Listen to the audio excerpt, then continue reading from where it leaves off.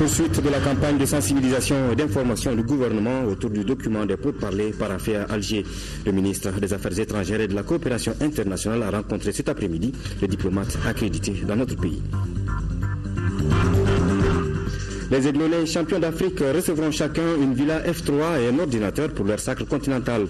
Ce sont là quelques-unes des promesses faites par le chef de l'État qui les a reçues cet après-midi à Koulouba. Merci de rester sur le programme de l'ORTM. Bonsoir et bienvenue au journal.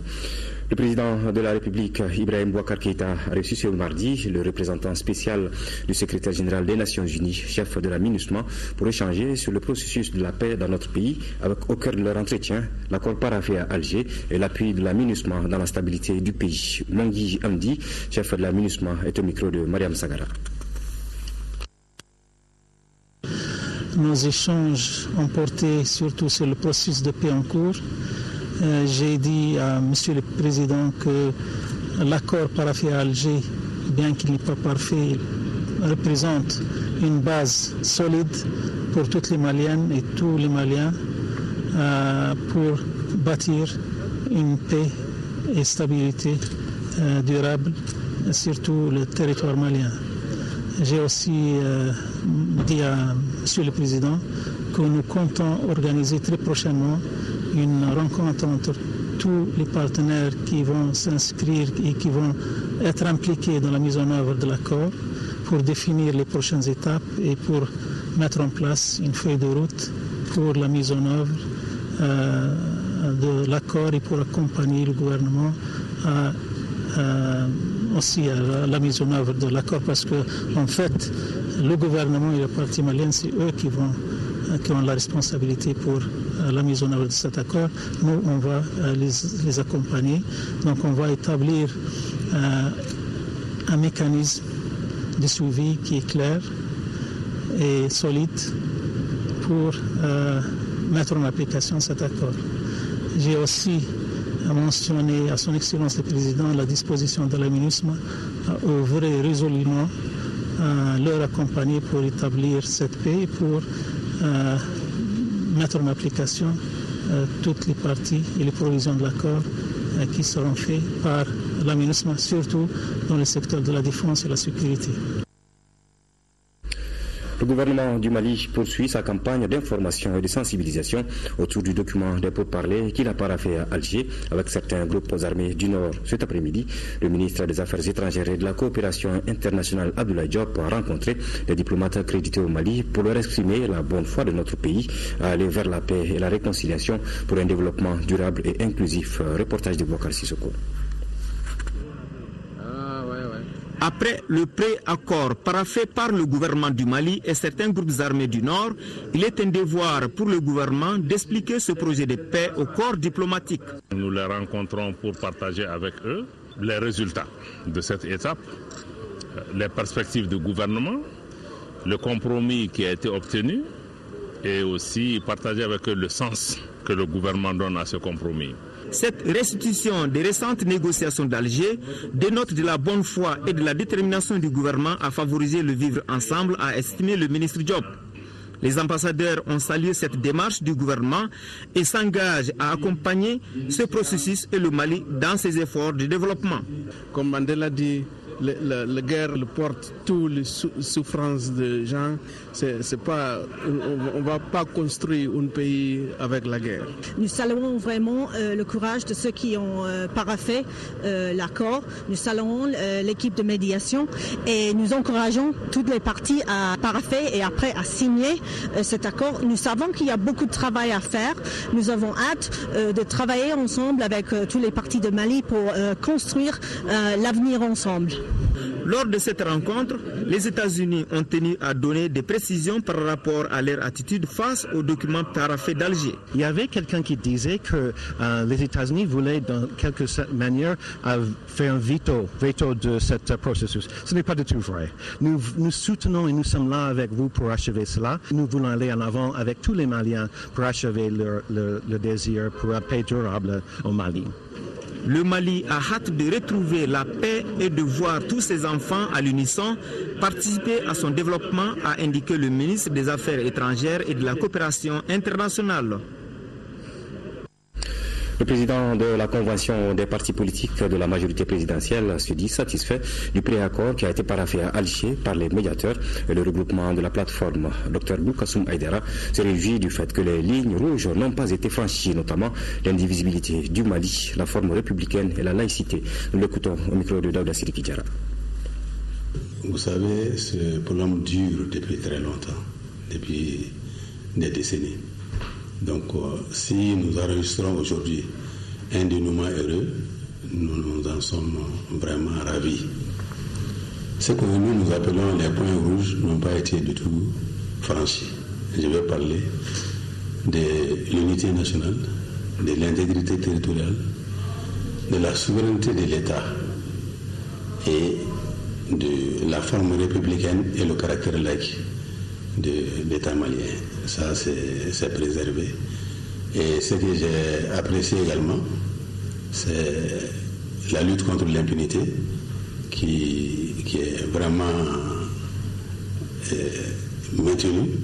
J'ai lu dans le document qu'il y aura une commission internationale qui sera chargée de faire la lumière sur les crimes de guerre, les crimes contre l'humanité, les crimes de génocide et également contre toutes les violences faites aux femmes, aux enfants et aux filles. Et donc le respect du droit international. Donc nous avons beaucoup apprécié ça. Et le document ajoute même qu'il n'y aura pas d'amnistie pour les auteurs de ces crimes-là. Et ça, c'est très important pour moi.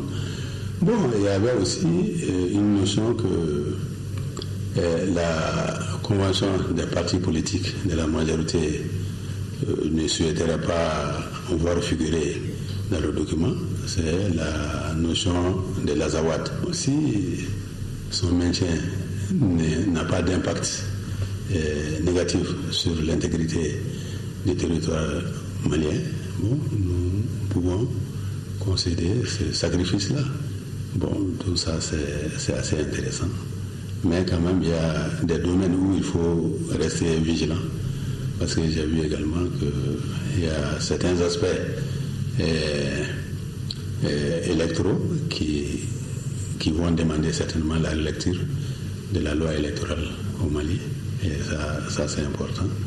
Il y a aussi la notion des cadis que nous voulions combattre, mais quand même s'il s'agit des facilitateurs des relations culturelles et socio-confessionnelles, je ne vois pas d'inconvénient, à moins qu'il faut vraiment tout mettre en œuvre pour éviter que cette notion ne glisse pas vers la notion djihadiste. Il faut savoir ici qu'en matière de négociation, il y a toujours des sacrifices à consentir. Et ça, c'est très important. Et je souhaiterais que le peuple malien comprenne cet aspect-là et surtout la notion d'intégration, de réinsertion, de désarmement, de cantonnement, de démobilisation qui seront placés sous la haute autorité du président de la République. Donc sur ce point-là, nous sommes vraiment acquis pour ce qui a été paraphé. À présent, le contenu de ce communiqué du parti élément relatif au paraphe de l'accord de paix entre le Mali et les groupes armés. Le parti élément Le Changement a pris avec espoir le paraphe de l'accord pour la paix et la réconciliation au Mali entre l'État du Mali et les groupes armés le dimanche 1er mars 2015. Cet accord est équilibré et mérite l'implication de tous les Maliens épris de paix dans sa mise en œuvre. Le parti élément Le Changement remercie tous ceux qui ont accompagné et continuent d'aider le Mali durant cette période délicate de son histoire. Et puis cet autre communiqué, conformément au décret numéro 2015-01-14 PRM du 25 février 2014 portant convocation de l'Assemblée nationale en session extraordinaire, le président de l'Assemblée nationale porte à la connaissance des honorables députés qu'une séance plénière se tiendra le jeudi 5 mars 2015 à partir de 15h30 dans la salle Modibo Keïta. La dite séance plénière placée sous la haute présidence du président de la République, chef de l'État, sera consacrée à la prestation de serment des membres de la Cour constitutionnelle. Le président s'est compté sur la présence effective des honorables députés. La séance est publique. Et puis nous vous le disions dans les titres, les champions d'Afrique des moins de 17 ans étaient à Koulouba cet après-midi. Ils ont présenté le trophée au président de la République. Ibrahim Boubacar Keïta a tenu à remercier les jeunes pour le bonheur qu'ils ont procuré à toute la nation. En guise de récompense, le chef de l'État a promis une villa à chaque joueur. Khalifa Nama Traoré reviendra au cours de cette édition sur cette cérémonie à Koulouba. Chez message de félicitations des partis phares Ankaouli, Yelema, Le Changement et le bureau politique national UMRDA qui félicite tous l'équipe nationale cadette pour son sacre continental à Niamey au Niger, ainsi que l'ensemble des acteurs politiques, administratifs et sportifs qui ont contribué à ce succès. Retour triomphal des Aiglonnais au Bercail, on vous le disait, les nouveaux champions d'Afrique cadets ont été accueillis hier à l'aéroport international de Bamako-Senou par le Premier ministre et une foule immense avant de se diriger vers le centre-ville. Seragatou Sissé. Aéroport international de Bamako-Senou. Il est 17h20 ce lundi 2 mars. L'avion transportant les champions d'Afrique cadets se pose sur le tarmac. Les nouveaux rois d'Afrique, tous rayonnant la médaille d'or au cou et le trophée dans la main du capitaine, descendent de l'escalier. Au bas de la passerelle à l'accueil, le Premier ministre chef du gouvernement Modibo Keïta, plusieurs membres du gouvernement et une gamme de personnalités pour les hommages de la nation.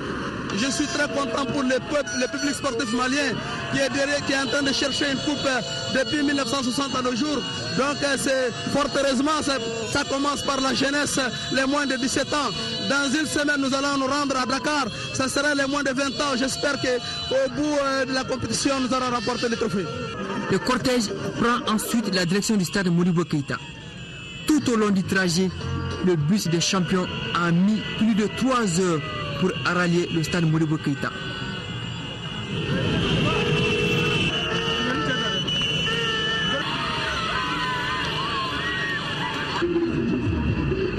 Ça chante, ça danse, ça jubile de partout. Les héros de Niamey font leur entrée vers 20h. Après le tour d'honneur en grande pompe sous le regard admiratif des inconditionnels, le trophée la CAN Cadet 2015 est présenté officiellement. Je vois que tout le Mali est content aujourd'hui.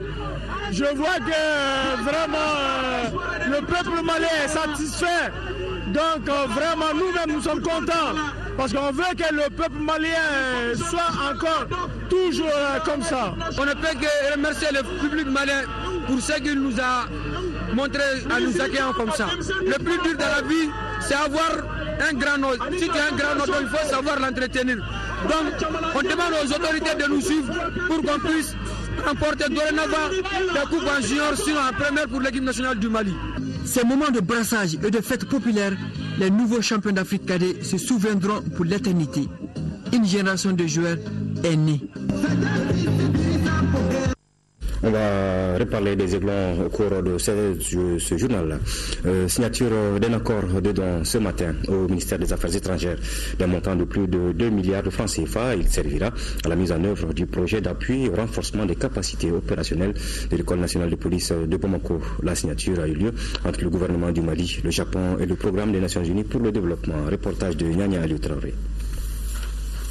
La coopération entre le Mali, le Japon et le système des Nations Unies à travers le PNUD est au beau fixe. Elle vient de se manifester à travers la signature de cet accord de don d'un montant de 2,25 milliards de francs CFA. Une somme qui servira au renforcement des capacités opérationnelles de l'École nationale de police de Bamako. Cette rencontre est l'aboutissement d'un long processus de discussion et de travail qui a mobilisé pendant plusieurs mois durant le PNUD, l'administration, le Japon et les autorités de l'École nationale de police. Le projet va durer 12 mois. Il vient en droite ligne des objectifs du Japon de contribuer à la réforme de la sécurité de notre pays. Le Japon a décidé de financer le présent projet. Il vise à rendre l'école plus opérationnelle à travers la réhabilitation et l'équipement des infrastructures existantes afin d'assurer au personnel ainsi qu'aux agents au stage une formation de qualité. Le ministre de la Coopération internationale a chaleureusement remercié les donateurs Pour Abdoulaye Diop, le projet rendra l'école de police plus performante. Cet appui vient à point nommé à raison des efforts que le gouvernement malien est en train de fournir pour le retour de la paix et de la sécurité sur l'ensemble du territoire national. Je voudrais saisir cette occasion pour exprimer toute la gratitude du peuple et du gouvernement du Mali à l'endroit du Japon. La cérémonie s'est transportée plus tard à l'école de police nationale, où les visiteurs ont de nouveau fait l'objet d'accueil de fête, comme pour adresser à nouveau un grand merci aux donateurs. Le directeur de la police nationale a, au nom de ses agents, salué l'initiative. Une visite guidée des locaux par le directeur de l'école, suivie d'un cocktail, a mis fin à la cérémonie. Parlons à présent de quelques activités qui se tiennent au sein de l'école de police, comme les formations données tout au long de l'année pour renforcer les capacités des agents. Illustration avec ECAP Sahel Mali, qui tient actuellement une formation de 2 semaines à l'intention de 18 agents de la police. Nania El-Traoré nous en parle. Le temps d'évaluation. La leçon du jour porte sur le management du personnel dans la police. La formation est donnée par ECAP Sahel Mali et elle s'adresse à des adjudants de la police nationale. Aujourd'hui, c'est un cours sur le management et la déontologie qui s'inscrit dans le cadre d'une formation sur 4 semaines, dans laquelle ils auront également, la semaine prochaine notamment, un cours sur la sécurité publique générale, un cours sur le renseignement et un cours sur les techniques de police judiciaire. Ils sont 18 policiers stagiaires à prendre part à cette formation. Mariam Penda Diabaté est la seule femme du groupe. La formation a débuté hier lundi. Oui, ça se passe bien. C'est comment ménager en fait au niveau de nos différents services, voilà les éléments. Donc en tant que responsable, oui, en tant que chef de poste. La police nationale a pour mission d'assurer la sécurité des personnes, des biens et des institutions ou encore maintenir l'ordre public. C'est dans le souci de préserver la sécurité, la tranquillité, la quiétude de la population. C'est la raison qui m'a motivé à intégrer cette police nationale. Mais dans la pratique, ce travail se révèle plus difficile. La raison, d'après ce policier stagiaire, la mauvaise image de la police au niveau des populations. Malheureusement, la police a affaire avec des gens analphabètes dans la rue qui ne comprennent pas du tout les métiers du policier ou les missions régaliennes du policier. En sorte que beaucoup pensent qu'on est là pour ce qu'on pense pour voir ici et là. Selon le commissaire divisionnaire Samba Keita, la formation des agents est essentielle. Nul n'ignore que l'État envoie très souvent des policiers dans d'autres pays afin d'assurer une formation de haut niveau car les outils font défaut sur place. Une académie moderne permettra d'assurer ces formations de haut niveau sur place. La police sera dotée de compétences pour assumer les missions à elle assignées par les plus hautes autorités du pays. La formation se passe dans l'enceinte de l'école de police nationale. Mais aujourd'hui, plus que jamais, cette école a besoin de mieux se loger. Ce don de plus de 2 milliards de francs CFA du partenaire japonais servira non seulement pour la réhabilitation des locaux, mais aussi et surtout à poursuivre la formation des agents afin qu'ils assurent pleinement leur mission de maintien d'ordre. Un autre communiqué dans cette édition, le ministre du Travail, de la fonction publique et de la réforme de l'État, chargé des relations avec les institutions, Mme Diara Rakital, accompagnée d'une délégation du département, est en visite de travail du 2 au 7 mars 2015 à Rabat, au Maroc. Cette visite de travail permettra de consolider notre coopération bilatérale et d'arrêter un programme de travail sur la base du mémorandum d'entente en matière de fonction publique et de modernisation de l'administration signé entre les deux parties le 14 décembre 2014. Tenue ce matin de la 8e session du comité mixte de coopération militaire entre le Mali et l'Algérie, un élan maintenu et renforcé entre les deux pays pour faire face au terrorisme. Ibrahima Allaï Tchokari. Les rapports Mali-Algérie s'améliorent de jour en jour. La preuve, c'est la tenue de la 8e session du comité mixte de suivi de l'accord de coopération militaire. Ce cadre demeure, en tout cas, un cadre d'échange et d'évaluation pour nos deux pays. Il y a de cela 4 ans. Le Mali accueillait nos frères et amis algériens pour la même circonstance. Je me réjouis de l'élan repris après une brève interruption due à la crise de 2012 qui a secoué le Mali. L'élan est donc maintenu dans les rapports de coopération entre les deux pays.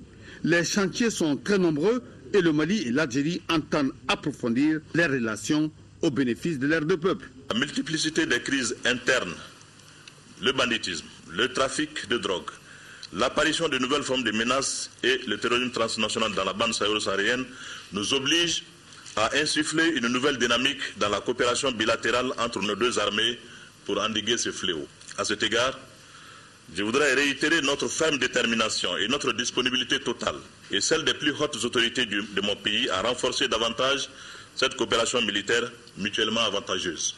En tout cas, Maliens et Algériens sont condamnés à cheminer ensemble pour faire face aux défis de l'heure, notamment le terrorisme. Le réseau des femmes opératrices économiques a organisé un forum sur l'impact de la crise sur leurs activités. Durant 2 jours, les participantes discuteront des voies et moyens pour un développement meilleur de la femme malienne. Compte rendu de Khadija Toukone. La crise de 2012 a affecté beaucoup de secteurs dans notre pays. Les femmes, qui représentent plus de la moitié de la population, ont été les plus touchées, surtout sur le plan socio-économique. C'est pourquoi le réseau des femmes opératrices économiques du Mali, en partenariat avec le ministère de la Femme, de l'Enfant et de la Famille, a organisé un forum de 2 jours pour parler de l'impact de la crise sur les activités économiques des femmes opératrices. Cette rencontre alors a pour ambition d'évaluer l'impact de la crise sur les activités économiques des femmes au Mali, et ce faisant d'identifier des pistes et solutions de sortie de crise pour les opératrices économiques et formuler des recommandations pratiques et pertinentes. Une des études effectuées par ONU Femmes démontrait que 84% des femmes déplacées exerçaient des activités économiques avant leur déplacement. Des femmes qui étaient économiquement actives et qui se sont donc retrouvées du jour au lendemain dans une situation de précarité totale. Le développement socio-économique est l'une des préoccupations du gouvernement malien, d'où la présence de plusieurs autorités à ce forum. Si les différents marchés au Mali et partout ailleurs sont entretenus par les femmes, c'est parce qu'elles jouent un rôle prépondérant dans le fonctionnement des 10 marchés et occupent la majeure partie des sites. Les femmes chefs d'entreprise industrielles et de transformation ont aussi vu leurs revenus diminuer, des pertes d'emploi au sein de leur structure, un manque crucial de leur matériel de production et des problèmes de remboursement des dettes. Le réseau des femmes opératrices économiques intervient dans 4 secteurs, à savoir l'entrepreneuriat, l'artisanat et la transformation, le commerce et la production rurale. L'inversion sociale des filles au droit et à l'ordre, c'est le thème d'un colloque international qui a ouvert ses travaux à la faculté des sciences juridiques et politiques de Bamako. Ce colloque se tient dans un cadre de collaboration avec les universités Cheikh Anta Diop de Dakar, de l'université Toulouse 1, capitale des chercheurs venus du Sénégal, de la Côte d'Ivoire, du Bénin, du Cameroun et de la France y prennent part. Suleiman Kenza Sidibé. L'inversion sociale et pratique démocratique au Mali, la métamorphose des religieuses et des politiques au Mali, la trilogie ordre, droit et désordre, ce sont là quelques-uns des thèmes qui seront débattus au cours de ce colloque international. L'inversion sociale est un mode de gestion ou de régulation des crises, conflits ou différends à l'échelle de toutes les entités humaines. Ce colloque est aussi un bon prétexte servant de lancement à la toute première revue malienne des sciences juridiques, politiques et économiques de la faculté des sciences juridiques et politiques de Bamako. Le premier colloque constitue des actes ou des articles de fond qui alimentent ce premier numéro. Cette production scientifique, j'en suis convaincu, sera déterminante pour la recherche au sein de notre université. En effet, la promotion de la recherche est un des axes prioritaires de notre plan stratégique de développement 2014-2017. Pour le président du comité scientifique, le professeur Samba Traoré du Sénégal, l'inversion sociale mérite aujourd'hui un questionnement de toutes les disciplines scientifiques qui travaillent sur l'homme ou sur les sociétés humaines. Et comme tel, les réponses appropriées aux phénomènes sociaux relèvent de l'effort collectif. Le représentant du ministre, le professeur Drissa Diakité, a rassuré les organisateurs du soutien, de l'accompagnement et de l'appui conséquent de son département. L'Observatoire pour les élections et la bonne gouvernance a tenu un point de presse pour faire le point des préparatifs des élections communales et régionales à venir et proposer son expertise dans le cadre de l'observation citoyenne des 10 scrutins. Les détails avec Alousseni Touré. du réseau APM. Les élections communales et régionales sont prévues pour se tenir le 26 avril prochain. Selon l'Observatoire pour les élections et la bonne gouvernance au Mali, les élections peuvent et doivent se tenir dans les localités où cela est possible pour respecter la loi électorale. Les défis à relever sont entre autres la réussite de la décentralisation, le renforcement de la représentativité des femmes et une plus forte implication de la société civile. L'Observatoire recommande le respect des engagements nationaux et internationaux pris par l'État pour une meilleure prise en charge du genre à tous les niveaux des postes de décision. La tenue des élections communales et régionales et du district de Bamako le 26 avril 2015 dans toutes les localités où cela est possible.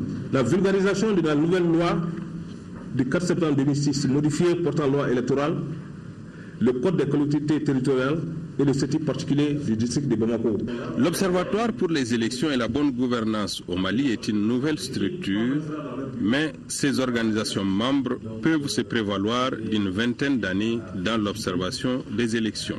En plus des élections, l'organisation a ajouté une nouvelle corde à son arc, d'où l'aspect bonne gouvernance. L'Observatoire compte 9 membres élus, dont une femme. Plus de 3 milliards de francs CFA pour booster la production et la productivité agricole au Mali en s'orientant sur le financement des équipements agricoles. C'est la volonté du comité de pilotage du Fonds national d'appui à l'agriculture qui vient de tenir sa session. Une session qui a recommandé le respect strict des textes de création du fonds. Compte rendu de Mambrou Sidibé. Le comité de pilotage du Fonds national d'appui à l'agriculture, FENA, s'est réuni ce lundi matin. Objectif, analyser les activités réalisées en 2014 et le budget 2015. Il ressort de l'exposé que le budget 2015 s'élève à un peu plus de 3 milliards de francs CFA contre un peu plus de 2 milliards en 2014. En 2015, nous avons d'abord appuyé les producteurs à monter des projets agricoles viables. Nous avons les projets d'équipement agricole régionalement, les centres de prestations qui ont été mis en place au niveau du Mali. On va les aider à acquérir les équipements agricoles les plus appropriés. Pour booster la production et la productivité de notre agriculture, le comité de pilotage du fonds gardera de vue ce que disent les textes de création, les dispositions rigoureuses pour son utilisation. Et le fonds de garantie du secteur privé, qui fort heureusement est quand même approvisionné à hauteur de 10 milliards. Et donc, je pense que le comité de pilotage en a pris acte et nous avons décidé de réfléchir vraiment donc comment un peu améliorer donc la gestion de ce fonds en rapport avec le fonds de garantie du secteur privé. Je pense que pour 2015, et c'est ce que donc cette recommandation que le comité de pilotage nous a faite, on va revoir donc la programmation des activités et nous voulons mettre l'accent sur l'équipement agricole. Les acteurs du développement rural envisagent de mener avant la campagne prochaine des réflexions pour le financement des équipements agricoles. 1000 têtes de race en Dama d'ici à 2020, c'est l'ambition du Centre de conservation, de multiplication et de diffusion du bétail ruminant endémique de Madina Diassa sur la route de Yanfoulila. Le centre tient à Bamako la deuxième session de son comité d'orientation. Compte rendu de Agali Agissa. Le centre de conservation, de multiplication et de diffusion du bétail ruminant endémique de Madina Diassa dans le cercle de Yanfoulila joue un rôle capital dans la promotion de l'élevage au Mali. Créé en 2013 en place au lieu de Londi, entendez par là Opération Ndama de Yanfoulila. Le centre qui tient sa deuxième session du comité d'orientation a réalisé plusieurs activités. Le centre prend en compte les autres espèces de ruminants endémiques en plus de la race bovine Dama, à savoir les moutons Djalenke et la chèvre naine du sud. L'objectif est d'améliorer la production et la productivité de ces races. De sa création à nos jours, l'effectif du noyau de récréation est de 300 têtes Dama et il est possible d'atteindre l'objectif de 1000 têtes d'ici 2020. L'année 2014 marque la relance des activités du centre grâce à l'appui du projet de gestion durable du bétail ruminant endémique Projet B. Au titre de l'année 2014, nous avons exécuté certaines activités, dont notamment la finalisation de la mise en place du noyau de fondation. Donc l'effectif du noyau a été porté à près de 300 têtes. L'État a consenti plus de 100 millions de francs CFA pour l'exécution des activités. Quant au projet BE, son apport a été d'environ 26 millions de francs CFA. Pour 2015, l'apport de l'État sera toujours là, à hauteur de 83 millions. Et les activités vont se poursuivre malgré la fin du projet BE. On attend beaucoup de cette deuxième session du comité d'orientation du centre. Une rencontre qui fait un bilan critique des activités en 2014 pour dégager les perspectives pour l'année en cours. L'Agence nationale de télésanté et d'informatique médicale Antim a tenu, elle, la 10e session ordinaire de son conseil d'administration. Cette session permettra aux administrateurs d'examiner et d'adopter l'état de la mise en œuvre des recommandations de la session précédente, des rapports d'activité et financiers de l'année 2014 et le projet de budget 2015. Compte rendu de Mohamed Ould Mamouni. 2014, une année réussie pour l'Agence nationale de télésanté et d'informatique médicale ANTIM. L'ANTIM a atteint 80% de ses objectifs selon ses responsables. 2014 a été caractérisé par la maladie à virus Ebola et l'ANTIM a joué un rôle important dans le cadre de la lutte contre cette maladie. C'est ce qui ressort de sa 10e session du conseil d'administration. L'agence a géré la situation des numéros verts. Tout le monde sait qu'au début, ce n'était pas très facile, c'était difficile à joindre. Mais au bout d'un mois, on a pu tout mettre sur les rails. Et le numéro vert est aujourd'hui parfaitement accessible à tous les citoyens. Avec des actions concrètes, l'ANTIM a beaucoup contribué à l'évolution de la télémédecine au Mali. Au mois de la solidarité passé, nous avons pu entreprendre des téléconsultations avec l'hôpital de Caen, où 5 patients maliens ont pu bénéficier de prise en charge gratuite et un autre patient va aller en France pour être traité. Et cette activité continue cette année de plus belle. Pour l'année 2015, l'Agence nationale de télésanté et d'informatique médicale se fixe comme objectif le renforcement du système d'information en santé avec les outils et solutions technologiques. L'Agence et le département de la santé attendent de vous des propositions et des recommandations fortes. C'est pourquoi je vous exhorte à plus d'attention et de professionnalisme dans l'examen de ces documents.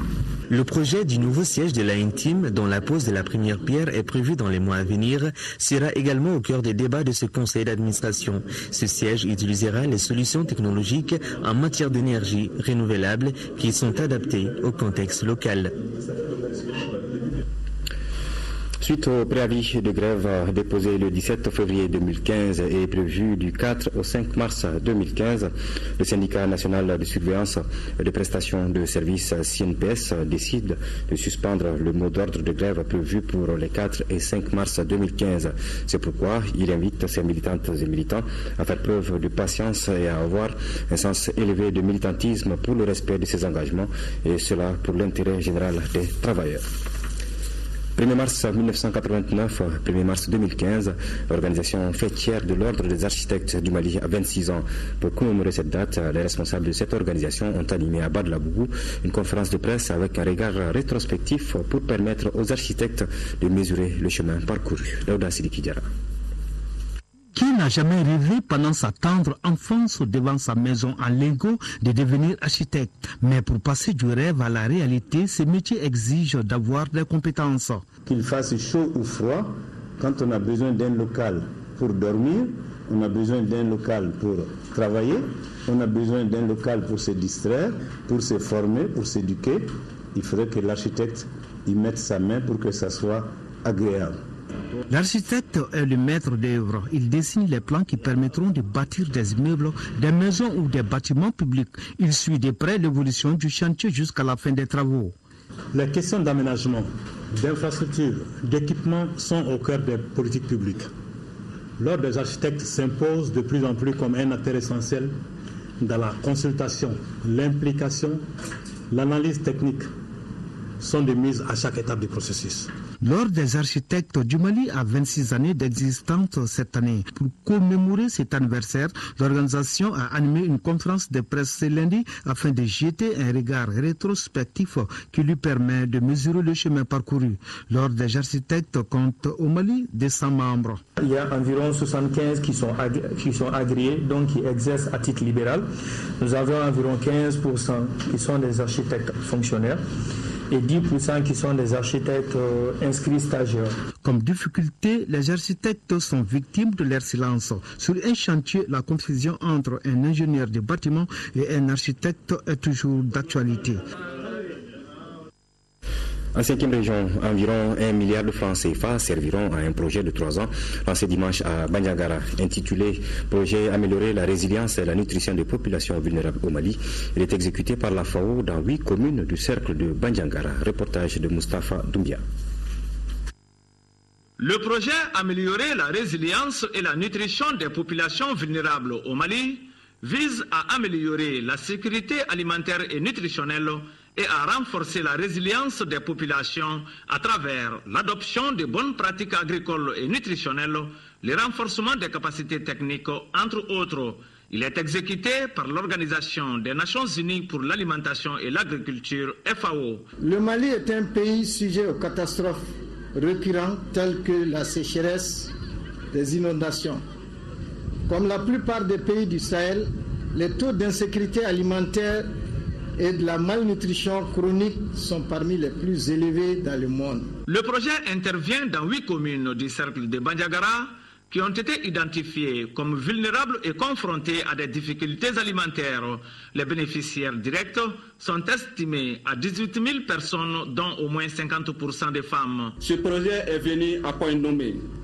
Le cercle de Bandiagara a connu cette crise de malnutrition aiguë depuis des années, due à la mauvaise pluviométrie, à la rareté des sols cultivables avec moins de 10%. Je reste convaincu que les acteurs chargés de la mise en œuvre de ce projet feront tout pour sa réussite. Le coût du projet est d'environ 1 milliard de francs CFA, financé par la République fédérale d'Allemagne pour une durée de 3 ans. Hors de nos frontières, la participation malienne au Salon international de l'agriculture à Paris s'est traduite en diverses activités. La synthèse des dites activités avec nos envoyés spéciaux Seydou Sissoko et Niaza Koulibaly. L'édition du Salon international de l'agriculture a pris fin. On se croirait à l'ouverture, qui pour voir les animaux primés, qui pour se procurer certains produits d'exposition s'il en reste encore. C'est également le moment du bilan pour les différents participants.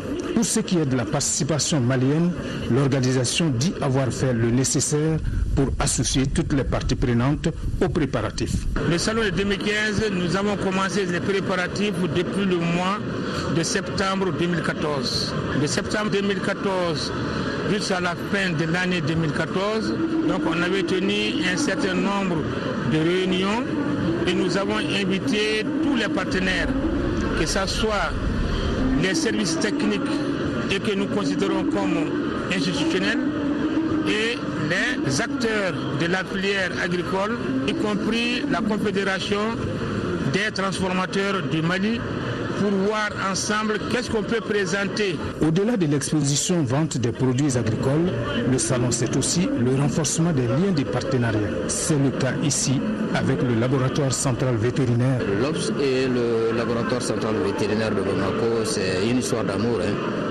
C'est à travers cette société que nous avons pu pénétrer et positionner nos vaccins sur le marché de l'Angola. Et depuis, nous sommes à peu près aux alentours de 12 à 14 millions de doses de vendues sur le marché de l'Angola. Ce partenariat va se consolider d'année en année. La délégation malienne a également participé à différentes rencontres, comme celle avec la Société française d'aménagement foncier et d'établissement rural, SAFER, en vue de la mise en œuvre de la nouvelle politique agricole. Ce qui concerne la SAFER, effectivement, l'agriculture est un domaine, comme dans beaucoup de pays, le foncier agricole est un problème essentiel. Il faut clarifier. On a notamment dans la procédure d'élaboration de notre loi foncière, qui est, si je peux permettre l'expression, qui est le b.a.-ba de l'agriculture. Parce qu'un investissement nécessaire pour qu'il vienne investir. Il faut qu'il soit sûr que son investissement est sécurisé. Aussi, le président de l'APECAM a toutes les raisons de se dire satisfait de la participation malienne à l'édition 2015 du Salon international de l'agriculture, même s'il pense qu'il faut davantage l'appui de l'État. Toujours hors de nos frontières, RAPT à Bamako a illuminé ce matin à Ouagadougou, au Burkina Faso, les écrans du FESPACO 2015. Les cinéphiles ont envahi très tôt les locaux du Ciné Burkina pour apprécier les chefs-d'œuvre de l'étalon d'or Yenenga de 1995 à la personne de Cheikh Oumar Sissoko. Le film d'environ 2 heures traite de la politique, de la corruption, entre autres sujets. L'un de nos envoyés spéciaux, Sori Ibrahim Keita, a suivi la séance.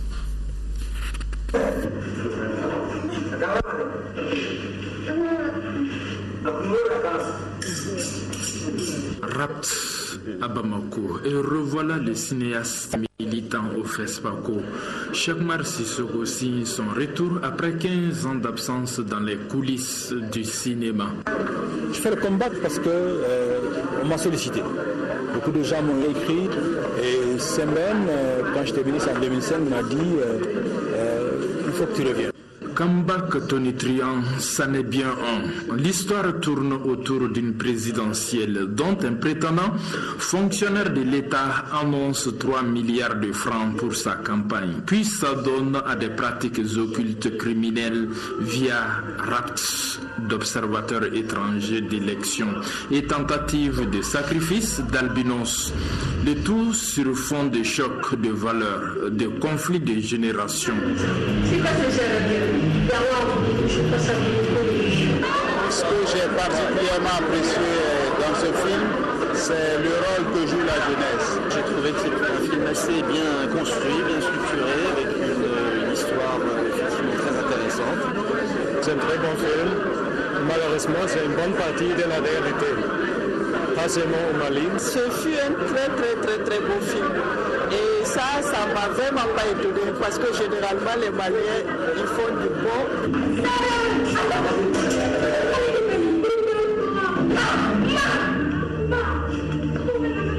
Quand on sort de 15 ans donc, de mutisme et puis qu'on fait un film, c'est comme si vraiment on a gagné beaucoup de choses. Je suis heureux d'être là, je suis heureux d'avoir fait un film. Maintenant, je veux voir si le film est une réussite et si je dois continuer à faire le film. Pour les 2 jeunes acteurs principaux du film, ils sont réellement fous, ces adultes. Pour les cinéastes politiques, l'Afrique n'est pas un monde à part, mais un autre monde. Là, le violon est parfaitement accordé. Nous restons à Ouagadougou, au Burkina Faso, où se déroule cette 24e édition du FESPACO. Tous les jours, les écrans sont illuminés par les films en compétition.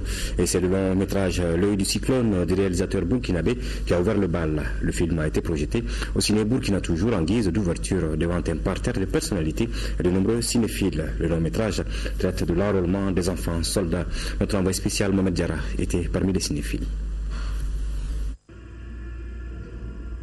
Des rebelles assiègent une mine d'or pendant 20 ans, des civils sont violés et tués, des centaines d'enfants enrôlés de force dans la rébellion.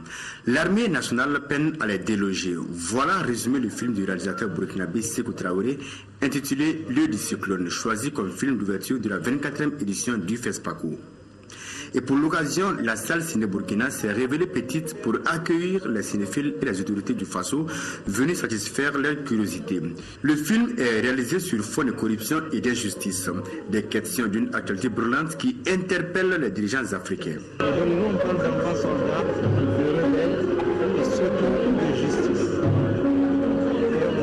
questionnement, c'est comment est-ce que ces enfants soldats peuvent être récupérés pour être socialisés. Et l'auteur d'attirer l'attention des dirigeants africains sur le devenir de 150 000 enfants soldats, une véritable équation à résoudre. Voilà, mieux vaut tard que jamais. Nous vous le disions en début de journal, les champions d'Afrique des moins de 17 ans étaient à Koulouba cet après-midi où ils ont présenté le trophée au président de la République. Ibrahim Boubacar Keïta a tenu à remercier les jeunes pour le bonheur qu'ils ont procuré à toute la nation. En guise de récompense, le chef de l'État a promis une villa à chaque joueur. Khalifa Nama Traoré pour les détails. À Après les efforts pour la consécration à la 11e Coupe d'Afrique des Nations des moins de 17 ans à Niamey au Niger, voilà l'heure du réconfort ou même de la récompense pour les cadets maliens. C'était donc la joie et la fierté pour le président Ibrahim Boubacar Keïta en recevant le premier trophée continental d'une sélection malienne en football. Un sacre historique rendu possible grâce surtout au bon comportement d'Abdoul Karim Danté et ses partenaires. Les jeunes joueurs maliens ont évolué pendant tout le tournoi avec une détermination, patriotisme et une ferme volonté de gagner. La preuve, ils se réveillaient chaque matin en chantant l'hymne national.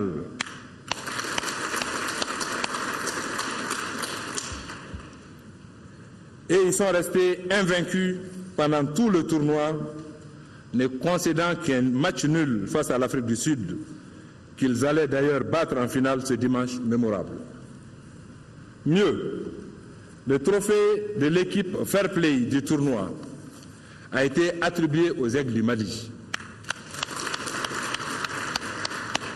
n'ayant reçu que 2 cartons jaunes sur l'ensemble du tournoi.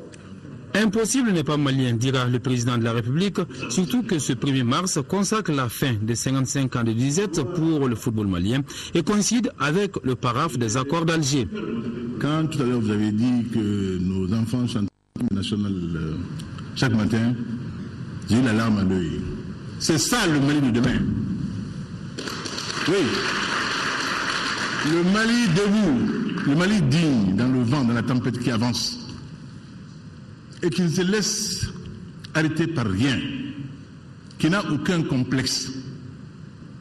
Et vous avez été superbe devant les jeunes Bafana. L'Afrique du Sud, pays ami, est un pays émergent qui a des moyens que nous n'avons pas, qui a pu accompagner fabuleusement. Nous vous avons accompagné avec le cœur. Et vous nous avez montré, nos enfants, que ce cœur valait tous les diamants de Kimberley. Oui, que la volonté peut ce que la nature n'a pas offert. Que la volonté, le cœur peuvent arriver à bout de tout. Et ce jour de paraphe en Alger, d'un accord global, définitif de paix concernant la crise malienne, a été également le jour de la gloire nationale, du triomphe, de la réaffirmation de la présence du Mali au monde, pas une présence mendiée, mégotée, pas de celle du mendiant qui tend la sébile, mais de celle acquise sur le terrain sportif, à la sueur, au courage de notre jeunesse. Et notre jeunesse la prime, la première. Et nous verrons ce que celle qui suit fera, Inch'Allah. Désormais, le Mali est là. Le chef de l'État a salué la contribution de tous les acteurs du sport national pour la réalisation de cette performance des Aiglonnés. Ibrahim Boubacar Keïta a décidé à son tour de leur donner à chacun un cadeau. À chacun de vous, une villa F3. À chacun de vous, un ordinateur portable. Et tous ceux d'entre vous qui font des études, qui ont été perturbés par les entraînements, les voyages, pour raisons sportives, tous ceux-là auront droit à des cours de rattrapage. Cela vous est dû. Merci, nos enfants. Merci. Les cadets ont donc hissé haut le drapeau national sur la scène africaine. Il reste maintenant à se comporter au mieux dans quelques mois au Chili, lors de la Coupe du Monde de la catégorie prévue du 17 octobre au 8 novembre 2015. Leur succès à Niamey devrait à coup sûr inspirer les juniors qui prendront part dans quelques jours au Sénégal à la Coupe d'Afrique des Nations de moins de 20 ans.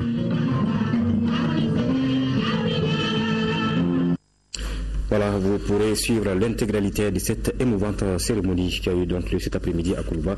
L'intégralité à suivre donc demain après le journal de 20h.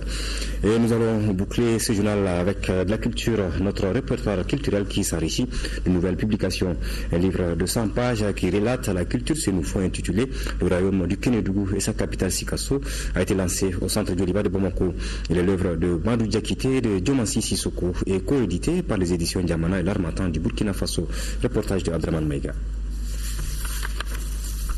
Le royaume du Kénédougou et sa capitale Sikasso, un nouveau livre qui vient désormais enrichir le répertoire des publications. À travers ce document de 100 pages, les auteurs revisitent l'histoire du royaume du Kénédougou à partir de 3 aspects. Il s'agit d'abord de la présentation générale du royaume, ensuite son historique et enfin un aperçu général sur l'évolution de ce royaume de sa création à nos jours. Sikasso est une ville qui regorge d'énormes potentialités historiques, d'énormes potentialités culturelles. Ces sites-là, ces pages glorieuses de notre histoire sont mal entretenus et se dégradent de jour en jour. Ce bouquin est partie intégrante d'une collection dénommée Wuniri en Sinefo ou encore Nos Racines. Cet ensemble de publications rend un hommage au père Emilio Escudero, fondateur du Centre de recherche pour la sauvegarde et la promotion de la culture sénoufo. La collection comprend plusieurs écrits, dont des contes sénoufo, des proverbes, des devinettes et l'histoire sénoufo, des récits qui font aujourd'hui objet d'une large diffusion au Mali et au Burkina Faso. En effet, les auteurs de ce livre qualifient cette aventure de petite aventure. Moi, je la qualifierais de grande aventure, car publier un livre n'est pas chose aisée.